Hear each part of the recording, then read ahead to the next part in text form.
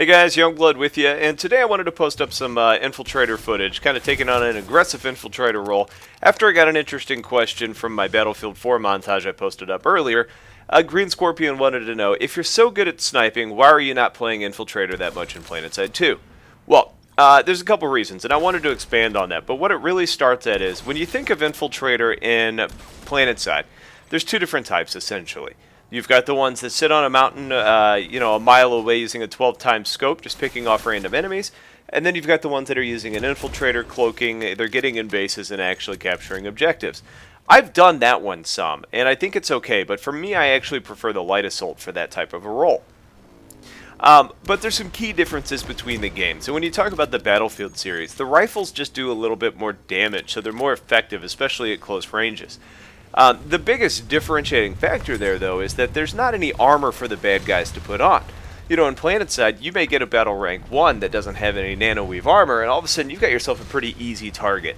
But if you get a battle rank 50 or 90 or whatever it may be that's got nanoweave 5, they're a much harder target, and it takes a lot more to actually take them down. So that's one of the big differences. Another one is just about the sheer number of people in PlanetSide. You know, even on the big servers in Battlefield, you're talking about 64 people, and the maps are big, and they're not continent big like you see in PlanetSide, but they're big, so people are more spread out, and you're less likely to have somebody behind you at all times. Now, both obviously have like the motion detectors in both games that kind of can help you stay a little bit more aware of your surroundings, but it's just so much more chaotic in PlanetSide that a non-automatic weapon is just more challenging to use.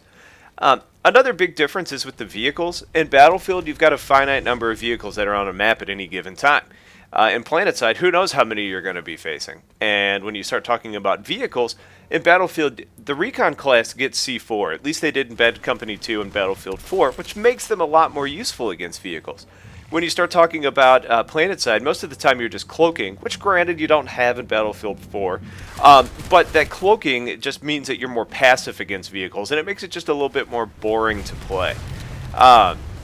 So those are some of the big key differences. Another one is the pistols just feel more well-rounded in Battlefield. They also feel like they pull a little bit quicker and are easier to get your follow-up shots. It's not bad in PlanetSide, it's just not the same. It almost feels like you should choose powerful or to shoot fast, and there's just nothing in my mind that really compares to the two together.